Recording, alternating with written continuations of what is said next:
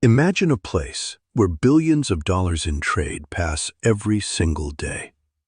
A place where warships from multiple countries patrol the same waters, and where a single mistake could trigger a conflict between the world's biggest powers. That place is the South China Sea. At first glance, it looks like just another part of the ocean. But beneath these waters lies one of the most dangerous geopolitical conflicts in the world. Several nations claim parts of this sea. Military ships constantly patrol the area, and tensions are rising every year. Some experts even warn that the next global war could start here. But why is this sea so important? And why are so many countries fighting over it? The South China Sea isn't just water. It is one of the most important trade routes on Earth. Every year, more than $3 trillion of global trade passes through these waters.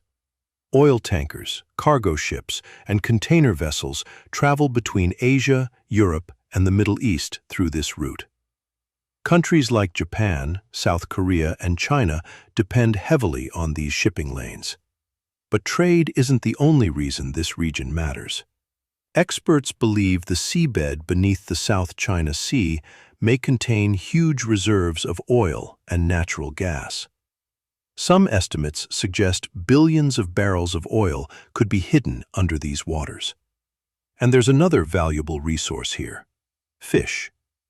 Millions of people in Southeast Asia depend on fishing in these waters for food and jobs.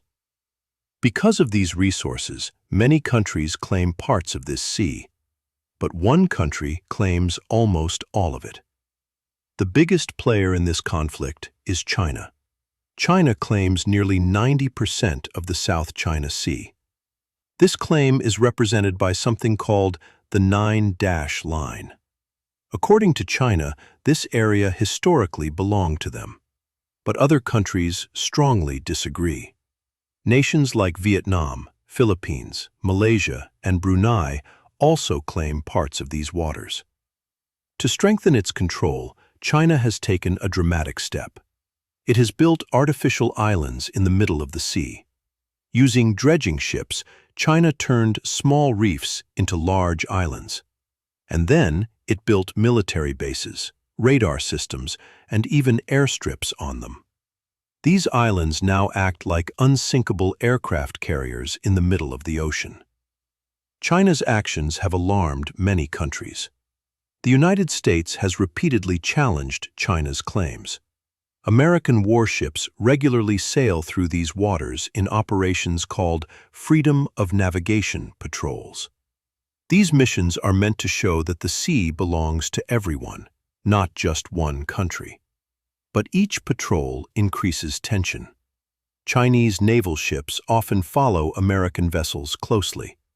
Fighter jets sometimes fly dangerously near each other. Meanwhile, countries like the Philippines and Vietnam are also increasing their military presence in the region. Small incidents, like ships colliding or warning shots being fired, happen more frequently. And in such a crowded and tense environment, a single mistake could escalate very quickly. The danger isn't just a regional conflict. If fighting starts in the South China Sea, it could pull in major global powers. The United States has strong military alliances in the region. For example, the U.S. has a defense treaty with the Philippines. If the Philippines were attacked, the United States could be forced to respond. At the same time, China sees this region as vital to its national security and economic future. Neither side wants to back down. This is why military analysts often describe the South China Sea as a powder keg, a place where tensions are always present, and where a small spark could trigger something much bigger. For now, the South China Sea remains tense but peaceful. Countries continue to patrol the waters. Diplomatic talks continue, and trade ships still pass through every day. But the situation is fragile. As military power grows and national interests collide, the risk of confrontation increases. The world's most powerful countries are now operating in the same waters, watching each other closely. And if tensions continue to rise, the calm waters of the South China Sea could one day become the center of the world's next major conflict.